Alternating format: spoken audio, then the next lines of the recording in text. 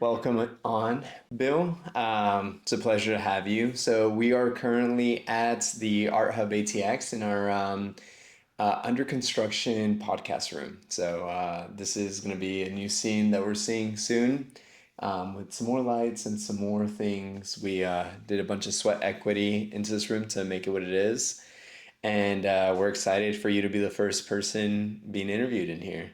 Right. Yeah. Thanks for having me. Yeah, I'm Yeah. excited. Awesome. So, I guess like for people who don't know who you are, how would you describe yourself?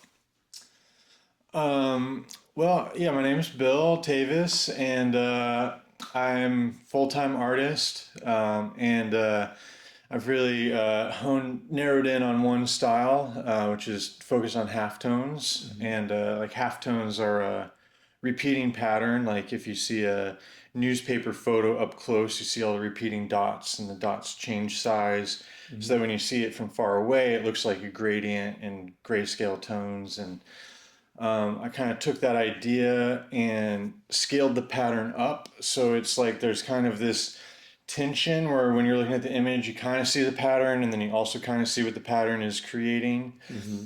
And then also just exploring lots of different types of pattern. It doesn't have to be dots or just straight lines, it could be wavy lines or even text or other things. And so using that, it's like a very mechanical kind of industrial reproduction halftones, and then I'm using them as a more artistic, expressive way. Hmm. So I put the ism on it and call it halftonism. Hmm. That's awesome. Yeah, I mean, a lot of your work, it's crammed in the corner of what I call the animators corner because there's like a lot of animators right next to you, Hmm. and I always take people through that hallway where Angie, who worked on BoJack Horseman, and Andy, who just or not Andy, Randy, who just made the number one biblical animation film David is. So people get the oohs and the ahs, and then I'm like, and get ready. This painting gives me anxiety. And you have like some prints. It's like a bird with like a little cross on it. Hmm. What is that piece and like how would you describe it? Yeah, that piece is called Unity of the Spirit. Hmm. So the bird is representing the Holy Spirit. Hmm. And that was commissioned by a local nonprofit called Rev 1211. And they're specifically focused on bringing together the community of Christian creatives. Hmm. So, a lot of churches will have small groups where you can find community, and this is basically like a small group for Christian creatives, kind of from all different churches. And so, they wanted me to do a painting for their one of the spaces where they meet, and to kind of represent that idea of like the coming together, and we're all unified by the faith. Yeah, yeah, Yeah. and that's awesome. What other types of like artists are in that or creatives? I would say it's primarily musicians, but there are some other people doing visual art. There's people that do like videography Hmm. stuff, and but yeah, it's primarily musicians. That's awesome. Yeah. Yeah, we actually just started a little music corner in what we call the Haven, which is like the building right next to the Pink Canopy. Mhm. And we have like a DJ from the Concourse Project, a producer moving in who's worked with like some record labels and some artists here locally. So um, if you know of anyone, uh, love to show them that space. Mhm. But there's I really like your art because here within Art Hub, I always like to say there's like snippets of Christianity just like spread throughout. I mean, like Randy, he worked on the number one biblical animation film in history. Mhm. And then we have Thomas Gutierrez. I know he's like a Christian. Like every now and then I'll see like little Jesuses, like kind of little Jesus figurines, like kind of just like thrown around the art hub. And I'm Mhm. like, someone made these and was just giving them out. So it's, Oh yeah, I have one of those. I yeah. actually don't know where it came from, but somebody was like, "Here." I was like, okay. Yeah, and I think it's really cool. So something that I like talking to some of my Christian friends about is how the shoemaker doesn't glorify God by putting little crosses in every single one of, or he doesn't stitch crosses into every seam of the shoe, but rather by being the best shoemaker one could be. So Mm. I kind of want to ask, like, what role does like God really play when it comes to your artwork and just that creative endeavor? Yeah. Well, I grew up secular atheist, Hmm. and so I've been a Christian now for about 6 years. Hmm. And so I've been an artist for over 20 years. Hmm. So the art definitely came first. And a big part of my approach to art was I originally started doing art as like a form of therapy Hmm. and like trying to like if I could express these negative things inside of me, it wouldn't give me so much turmoil anymore. Hmm. And so I really developed this process of like just really trying to genuinely express what's inside of myself and like to not filter it, even if I'm nervous about how people are going to think or Hmm. whatever. Just, and so when I became Christian, it was kind of like I felt like, okay, I just need to keep doing that. And then what's inside of me is, if all this is real, then what's inside of me is going to change and the things that are going to come out are going to be different, but it's kind of similar approach of just being trying to be genuine about expressing that. And then Hmm.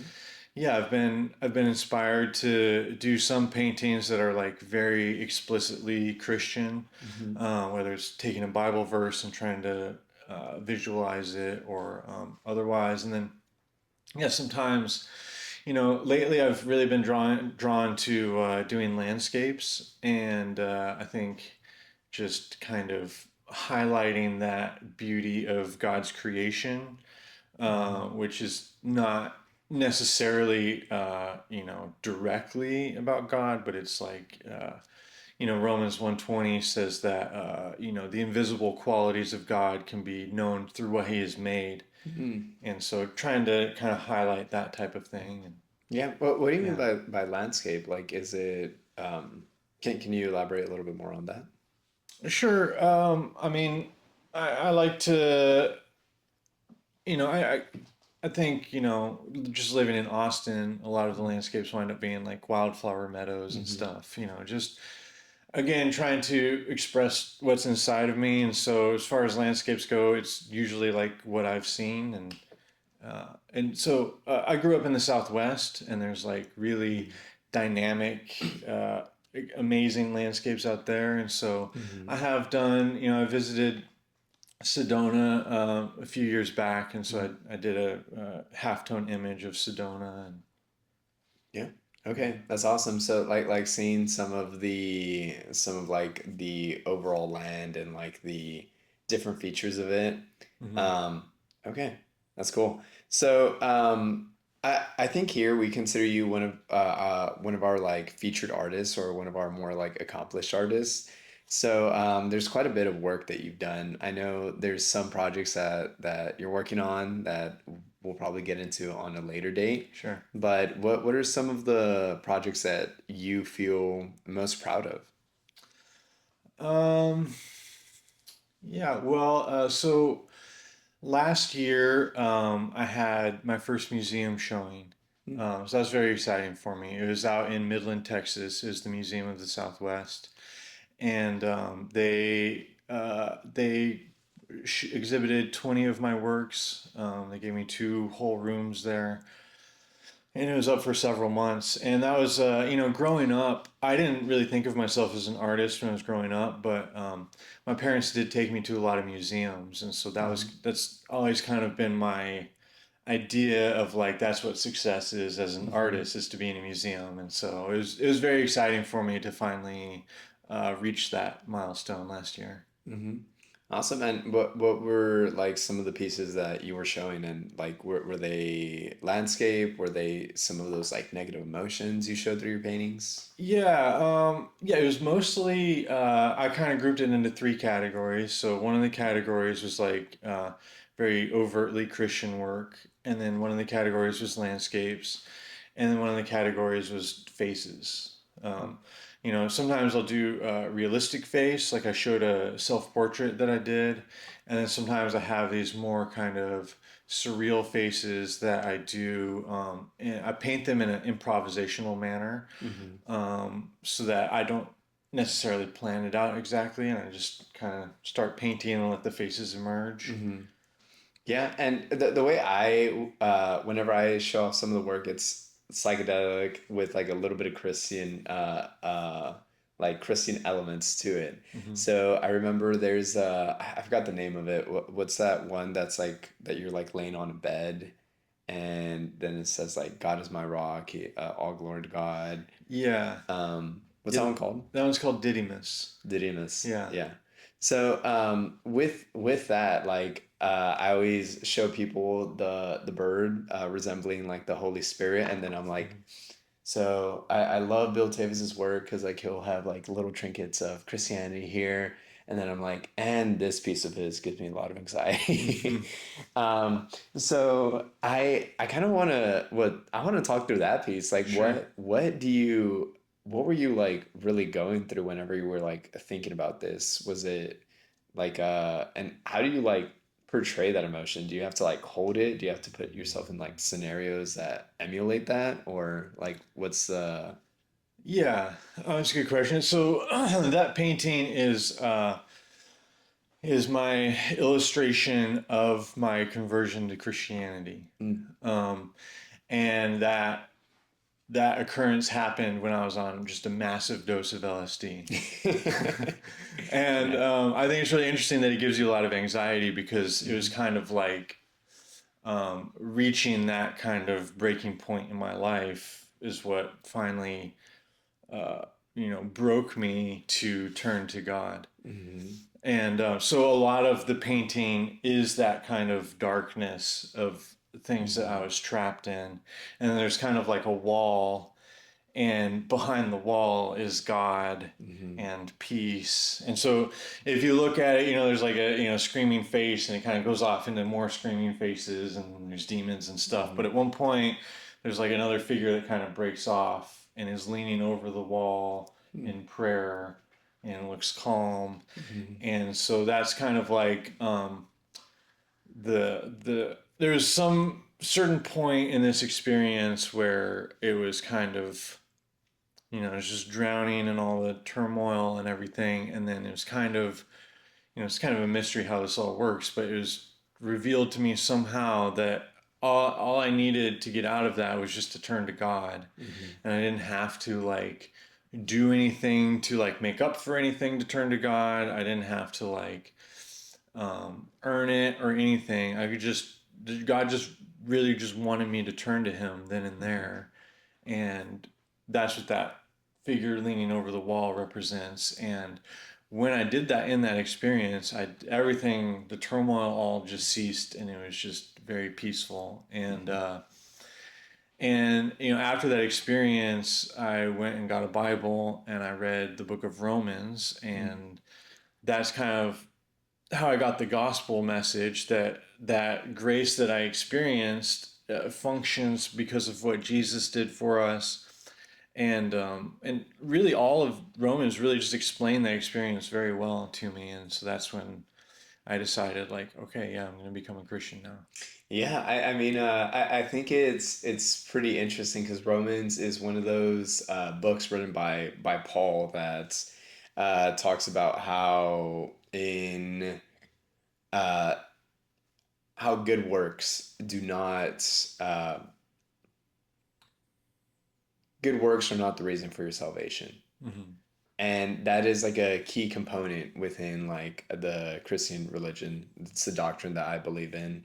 Hmm. And it's really interesting to see that because as we like continue to go through like our daily life, there's like a lot of anxiety inducing things like life is just stressful. It's one of the givens in life. But the way I always see it is like with those moments, like I feel sometimes like God kind of like pigeonholes you and is like, hey, you could either have the weight of the world on your shoulders or you could have the weight of the world placed onto me, and you come to me, you build a relationship with me, and you get to know me. You understand that I'm a caring, loving, but also just truthful and even jealous God. Hmm. And And those are like the facets that like whenever I look at that painting or was it originally a painting? Yeah. Uh-huh. Okay. So yeah, whenever because right now it's a print, right? Yeah. Can people buy those? Uh-huh.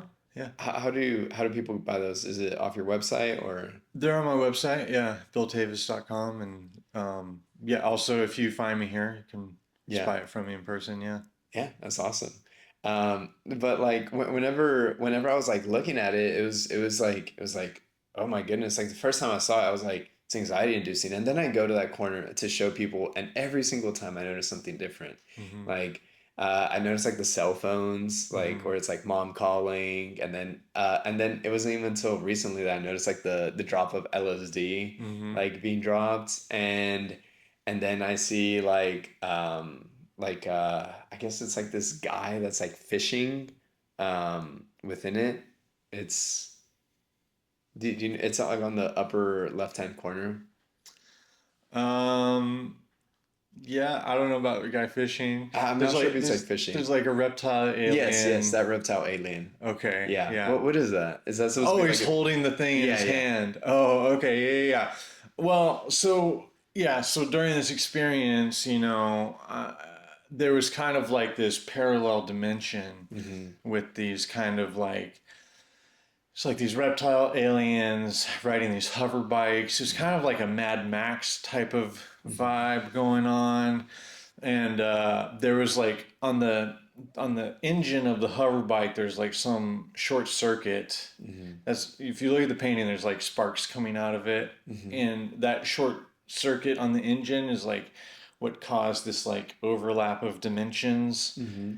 And so I would kind of like go from here to there and back, and sometimes I'd be have my eyes open. I would see my room in front of me, but then everything else would be that other world. Mm-hmm. And anyway, so that at one point the thing riding the hover bike was holding almost like a you know I call it like a meat popsicle, but it was like it had like a ring around it, and then there's like little slots going around the ring, Mm-hmm.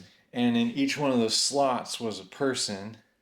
And so I was in one of those slots looking out at the reptile alien guy. Mm-hmm.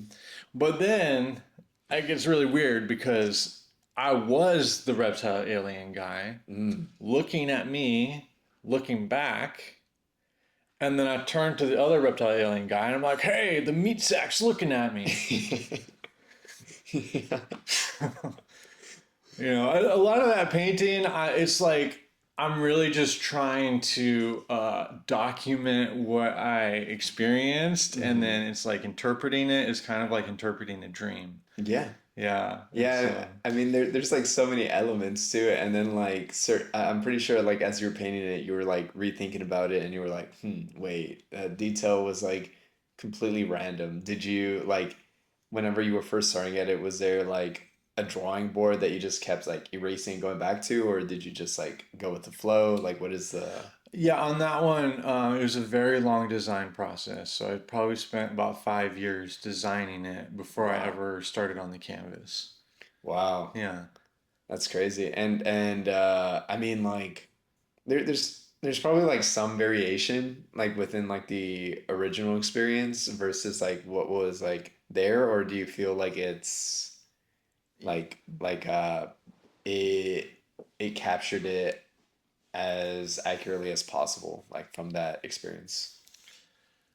Yeah, I mean, I made it as accurate as I could, Mhm. but I mean, ultimately, yeah, it's this higher dimensional, dreamlike state. It's really impossible to like capture it fully. Yeah. And Yeah. it's kind of interesting because like I feel like Texas is such like a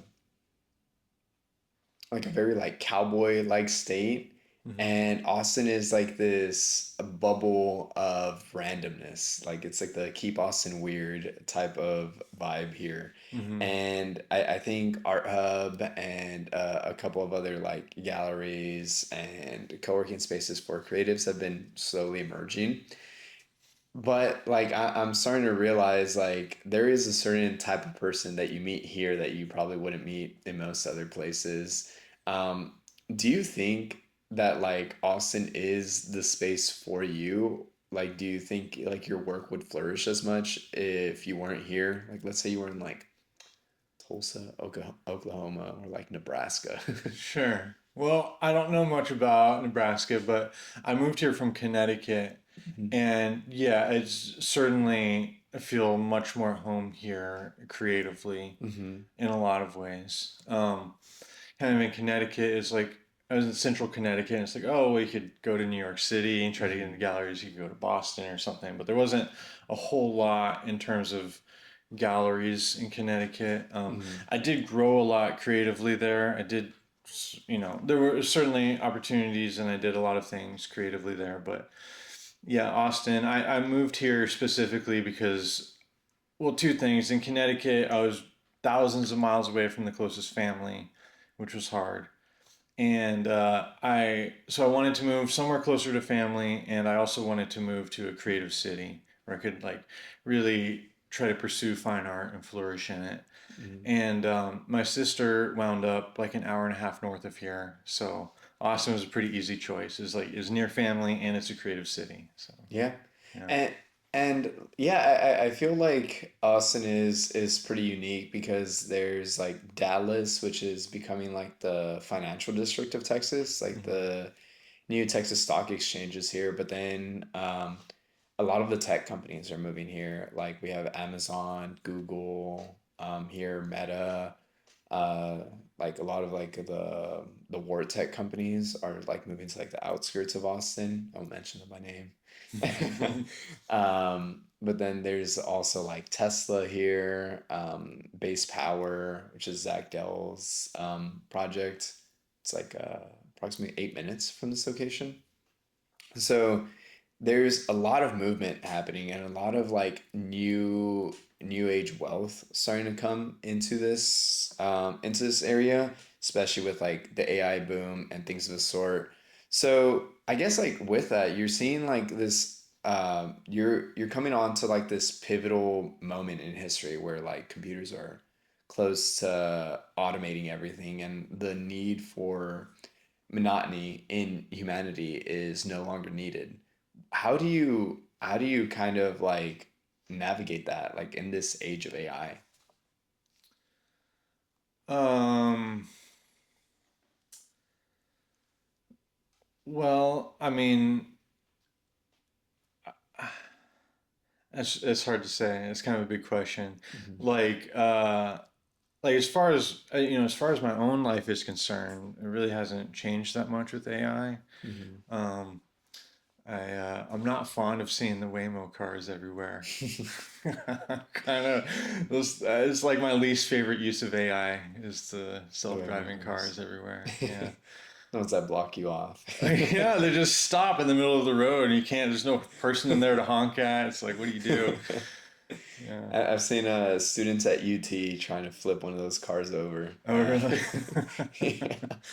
Yeah, there was a time where they almost flipped it over, and someone came to do like crowd control, Hmm. and everyone kind of dispersed. But yeah, there was about to be a flipped Waymo on 24th Street in Austin Yeah.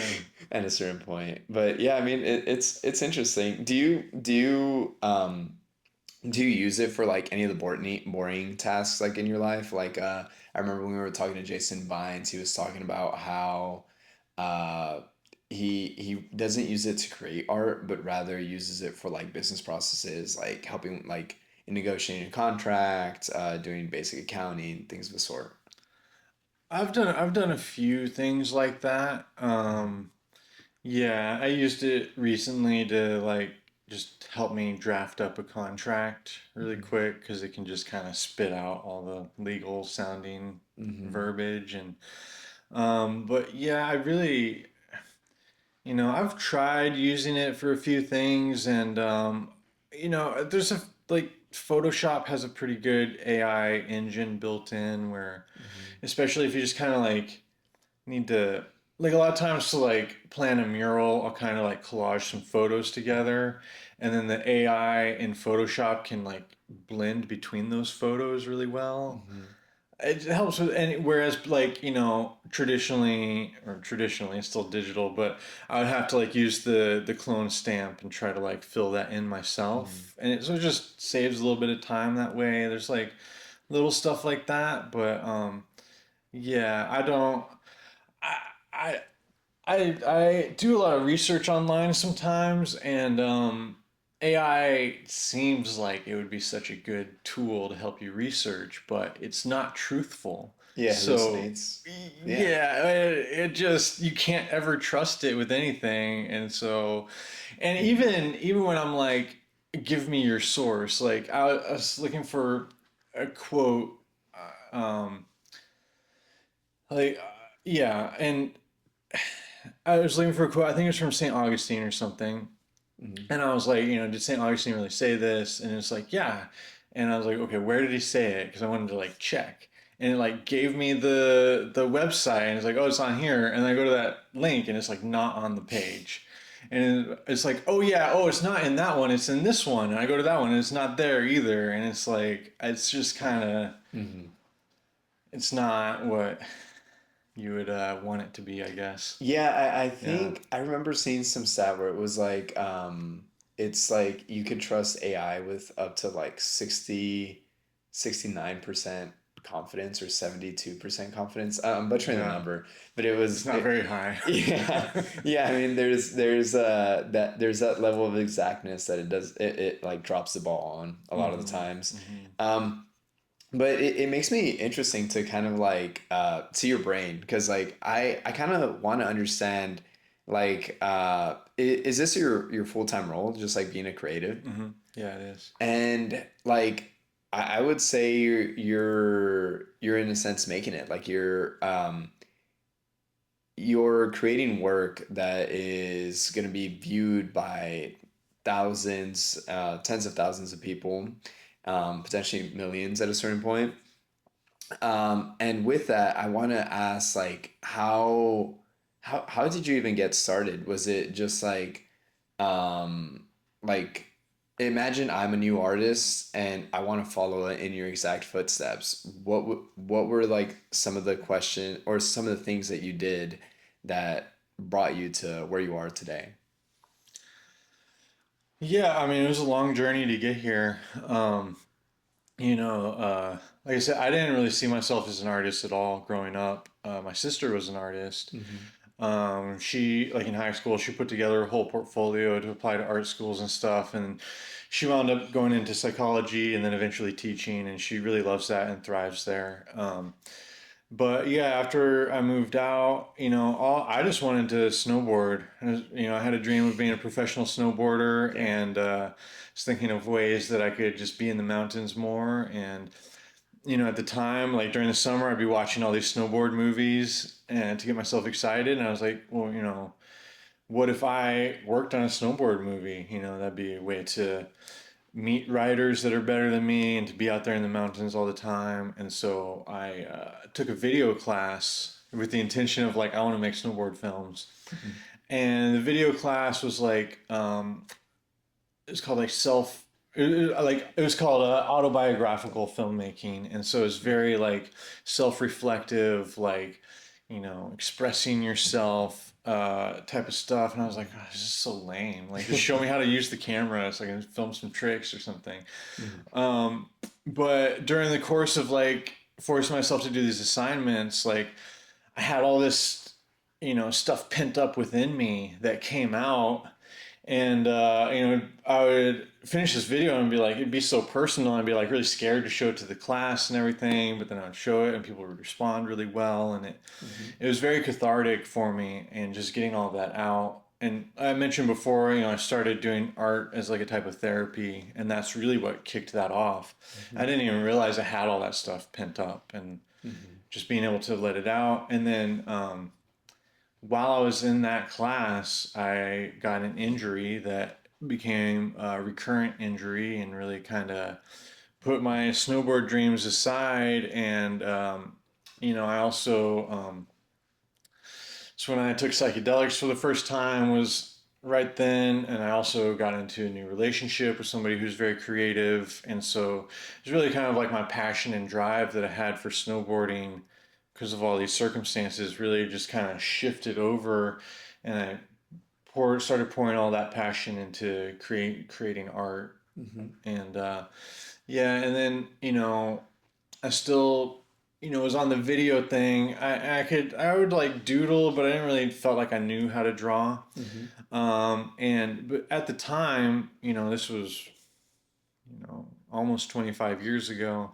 Uh, Video equipment was super, super expensive still. The Mm-hmm. cameras were expensive, and then you need lights and you need all this other stuff, and it just wasn't very feasible for me. And a friend gave me an old computer of his that had an animation program on it, and with the animation program, there was no financial constraints like that. It was Mm-hmm. like the constraint was my imagination, and a little bit of constraint of computer time, but it's like all I had to do was think of it and I could just create it in the computer. Like, oh, I need a light. I just click and there's a light. And, I don't have to shell out hundreds of dollars, Mm-hmm. And so I really went from video to animation. And I put together like a demo reel of some clips that I'd made and took that around. And that was a wake up call of like, okay, I need something better than that if I actually want to get paid for this. Mm-hmm.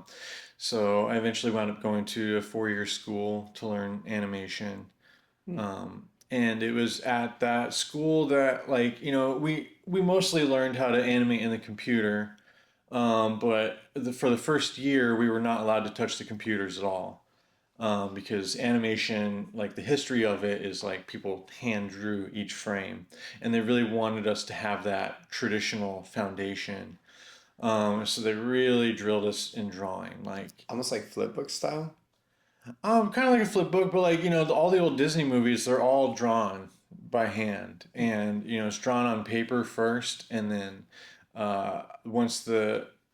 once you it's called a pencil test on the paper, and the pencil test is how you get all the motion down, and then once that's done, then it goes to the inkers, and so they'll lay a transparency over the pencil test and draw it with pen and ink, and then that transparency goes to the paint team and they'll fill it from behind with the solid colors, and it's a whole process.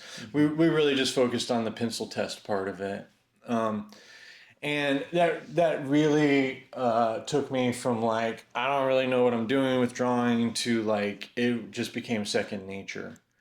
Like there was just so much drawing we had to do. It's almost like handwriting. Like I just don't have to really think about it so much. I can just draw something, and so that was a really cool thing that I got from that school. And then in the summers, I took some painting classes at a fine art academy that was out there.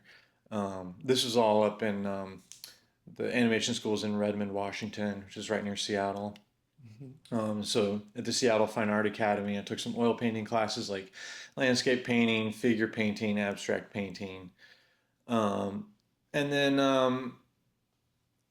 after as I'm going to school, I also got growing up, I saw a lot of graffiti and I didn't really understand it, and I skated, and so I would see it a lot, but I didn't really understand it. And when I was in school, somebody really explained it to me, and it all clicked, and so I got really super into graffiti as well, Mm-hmm. and that's really what got me painting on walls.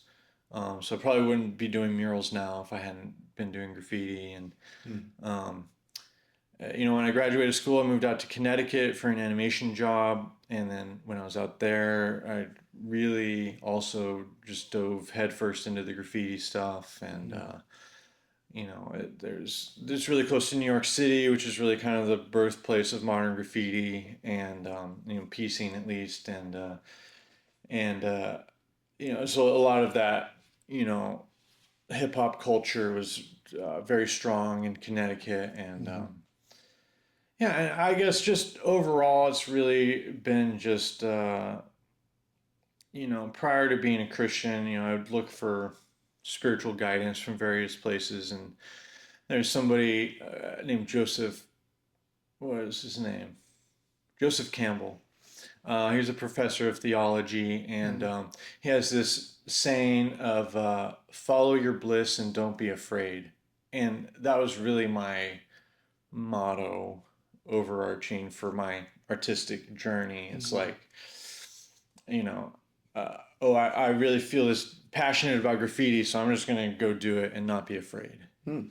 And yeah, Yeah, I mean, there's quite a bit of I would even call you like a mixed media artist. I mean, you talked about sure. animation, graffiti, and like some of the painting, drawing, sketching. Hmm. Um, what what is like your would you even say you have a primary art form now, or is it just like creation?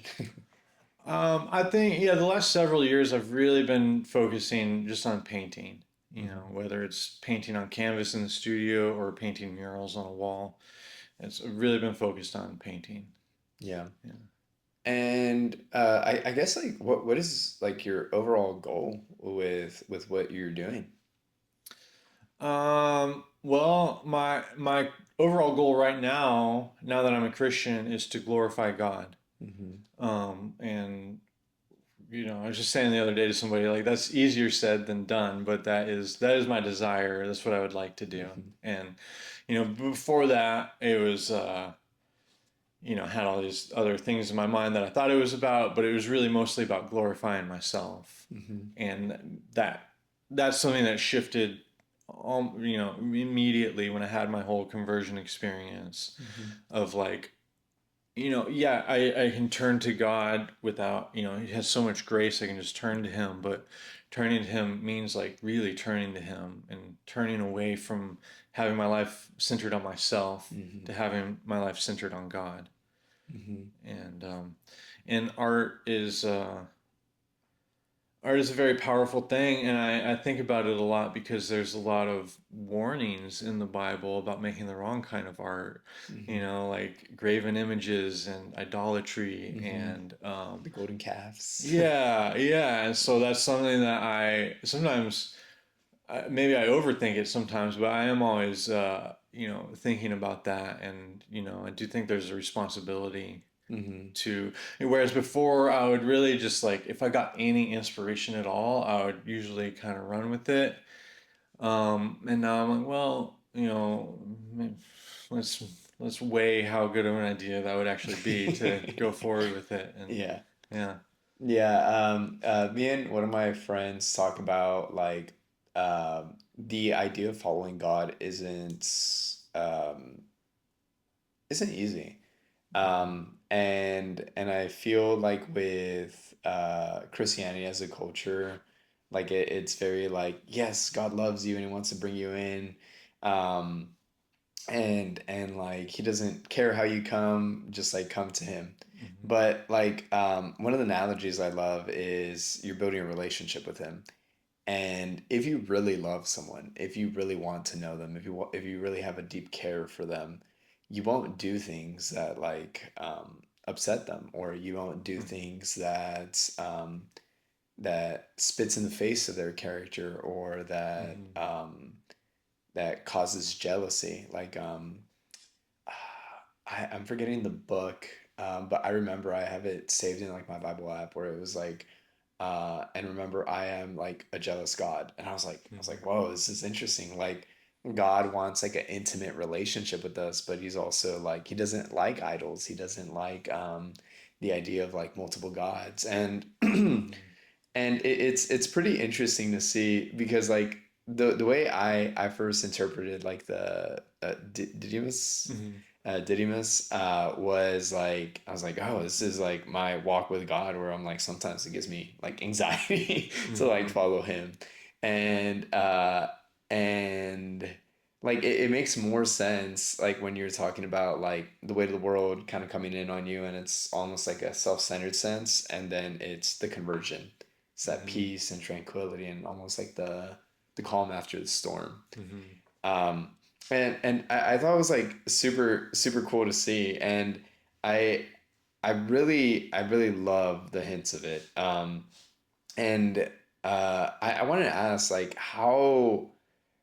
I know you were talking about like in the museum having like overtly Christian work. How often do you plan on doing that? Like, is there a ratio you're trying to stay in, or is there like a certain? If it were up to me, that would be probably the primary thing I would do. I haven't I so you know I have had a couple commissions, like I said, the dove with the faces around it, that was a commission. And one of the pieces I started it myself, and then somebody saw it and liked it and they commissioned me to finish it. But for the most part, I haven't figured out how to make that stuff financially feasible. Mm-hmm. I have to pay for my apartment, and I have to pay for the studio, and I have to pay for all the supplies and Mm-hmm. stuff. And it is a little confusing of how to really. I would like to, yeah, spend more time on that stuff, but it's not. I don't see a very clear path there yet, and some of it's a little. I've definitely had some learning to do as far as like Christian culture. I growing up, I was exposed to Christianity through like Christmas, definitely. Mm-hmm. And I would sing Christmas carols when I was a kid, and I liked the classic ones better than the new ones. And Mm-hmm. so looking back, I was like getting some good stuff from the Christmas carols, even though none of it really clicked for me. And then the other big place I learned about Christianity was through like art history and just Mm-hmm. seeing Michelangelo and all that Mm-hmm. stuff. And Architecture as well. Like architecture has like yeah, beautiful hints of yeah. yeah. But after becoming Christian, and then it was like I kind of like, oh, like all that art I saw in art history, that was all Catholic art. Mm-hmm. And there's a lot of people in Protestant evangelical churches that are kind of a little bit afraid of Christian art because they think it seems very Catholic, and they're like, oh, I don't know. And that's been an interesting thing to try to understand and navigate. And Yeah. Yeah. I guess it that makes sense. So I'm actually curious now, like what makes your life financially feasible? Like do you have like a standard sales process or like how do you no, I'm horrible with the business side of things, but it's really just by the grace of God. Mhm. And I consider it a blessing to live like this, because I constantly have to rely on God to provide for me, Mhm. because I'll just be like, I have no idea how I'm going to pay for stuff, and then Mhm. something will show up that Mhm. like covers it, and it's always just in time. And it's Mhm. really, I mean, Jesus promises that. It's a pretty famous part of, I think it's Matthew 6, where, he says, even the birds have food and even the flowers are clothed. And, your heavenly Father knows what you need, Yeah. but seek first the kingdom of heaven and these things will be added to you. And it's easy to say, but like, I don't have any sort of regular income, and Mhm. it's like, there's no money in my bank account. And Mhm. I'm like, okay, well, I'm going to seek the kingdom and, just see what happens. And God really does provide. And yeah, Yeah, yeah, I actually love that quote where it says, even the people that are evil like provide for their kids as well. hmm, Yeah, I've been loving the gospel recently, and Matthew's definitely up there in one of my favorite books. hmm, But I mean, I guess that makes sense. I know like for a lot of creatives, like financial burdens are always like a big stressor or motivating factor for some of these people that are just starting out with their artwork. If you were to give like some form of advice, like yeah. what would that be?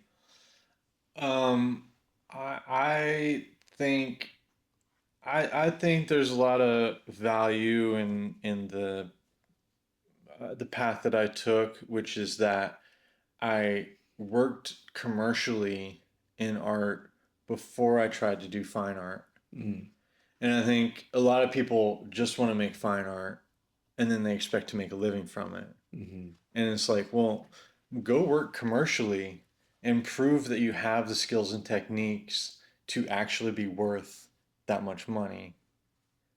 And then Mhm. you can apply those skills and techniques to your creativity. And I think that that's, a lot of people become an artist because they want to just express themselves and stuff. And it's like, that's fine and great, but then it's like you're expecting other people to fund your entire life just to do that. Like, so I do, and I think that if more people did that, like if that was kind of like the general path that most people took, like you get trained and you do commercial art first, and then if you're Mhm. really good, then you can move into fine art.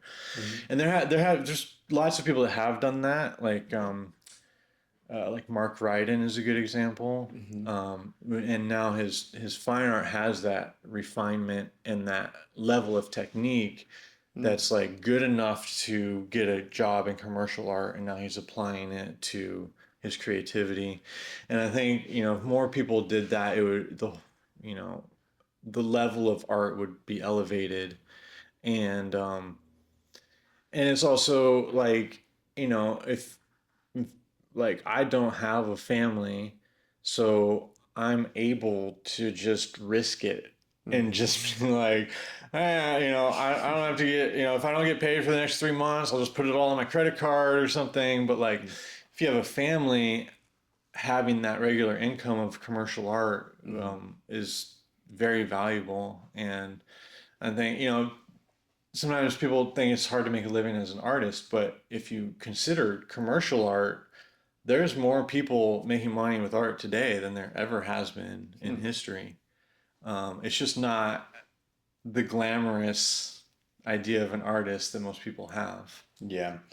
Yeah, I mean, it makes sense. Like, with Randy Hayes, he talks about like all of his experience, like leading up to making David. Mm-hmm. Like, if you look at his studio, it has like the entire wall of resume. His Mm-hmm. wall of resume, his yeah, I guess wall of his like resume. Mm-hmm. Um, that just like shows all the previous films he did, and he talks about like how each one it was like stress test in different shapes and forms, and it kind of helped him refine and build to the Mm-hmm. point where if he has like sometimes he would do like 10 seconds to a minute a week, and then others it would take a week just to get 7 seconds. And like if Mm-hmm. you think about it, those experiences, that volume, that repetition, just having some of that commercial experience Mm-hmm. available to him, uh, is where he's able to like create some of these like masterpieces. It's where like some he's like well known. Same thing with Jason Vines. I mean, he seemed to he seemed to really have like start in a studio that was already running. It wasn't him automatically. Mm-hmm. So yeah, I mean it makes sense. You did experience like a lot of art forms, like, and I bet there was like a lot of volume and repetition that people don't really see. Yeah, it's that, and it's having the deadline. Hmm. So like, you're not feeling the creative juices. Well, too bad. You got to get it done anyways. Yeah. And it can challenge you and take you out of your comfort zone. Like, you have to create something you don't even know what it's supposed to look like, but you got to do it. Hmm. And it's like all of that really forces you to grow in a lot of ways. That when you're just doing it on your own to express yourself, you can. It's easier to like not be forced to grow in those ways. Yeah. Yeah. And what do you, if you were to like cast a wide net and say the thing stopping most creatives is blank? Oh, I don't know. I mean, it's probably different for everybody. Hmm. Yeah. Um, What did you see as like your biggest like hurdle to overcome? um,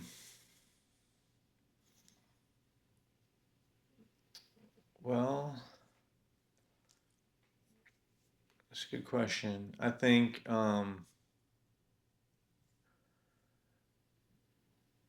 yeah, early on, I think, I saw like getting my techniques refined, and like that was the big hurdle. Um, and then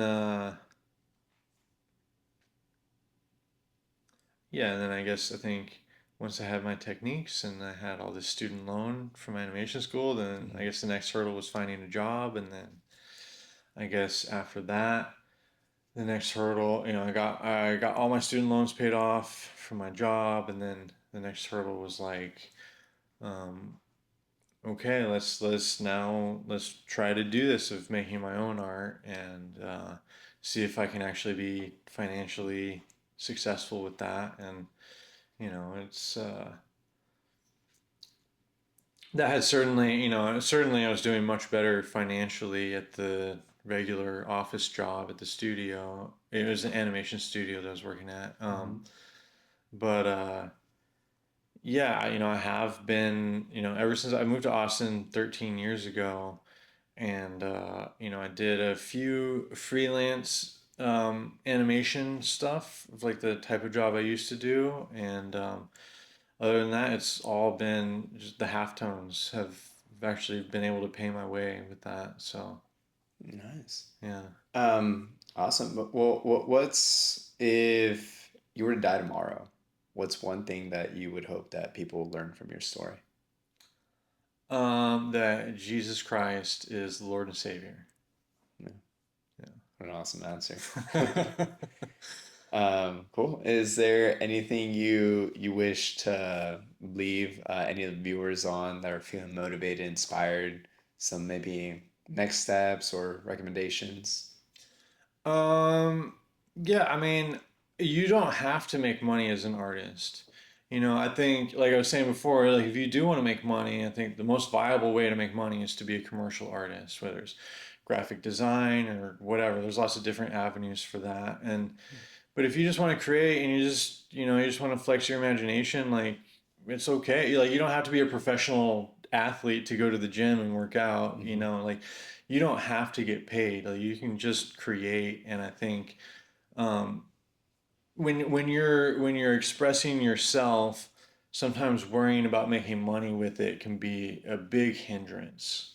Hmm. And it's better sometimes to just not worry about that. And so that I would encourage people, like if that's what they want, if they just want to express themselves, to not worry so much about making money with it. And Cool. yeah.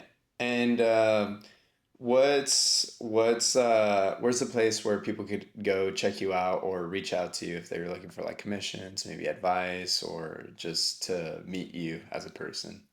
Yeah, my website, billtavis.com. And there's also my Instagram. It's at Tavis, but it's spelled phonetically, so it's Tayviss. And yeah. Um, I haven't been at the here at Art Hub much lately because I've been out painting a big mural. But Mhm. sometimes I'm here on second Saturdays. You can catch me here. And Yeah, yeah, awesome. Well, we hope to bring more creatives to you and more awareness to you and your work and more glory to God through that. yeah, All right. great. Thanks, man. Thank you.